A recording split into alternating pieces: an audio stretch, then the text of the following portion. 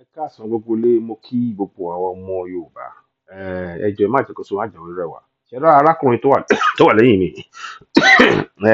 Ìyẹn ló ń pè ní General Abdulsalami Abubakar. Òun ló gbé promulgation decree number 24 1999 lé wa lórí. Ẹ wá gbọ́ nsìn tó wá ń sọ nsìn pé ẹ wá wòran o, tá a bá yọ subsidy o, ìyà ló máa jẹ, ó máa fìyà jẹ àwọn aráàlú. Òfin tán gbé lé wa lórí, promulgation decree yẹn, ìyà ló fi ń jẹ wá di èní yìí.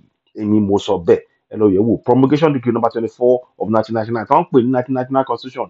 Òjòrò ló kún bẹ́ẹ̀, ohun tó ń jẹ wá ń yà nìyẹn. Gbogbo nǹkan tó jẹ́ ẹ̀tọ́ tiwa ni wọ́n gbà, wọ́n kó sápò, wọ́n dẹ̀ ń fìyà jẹ wá.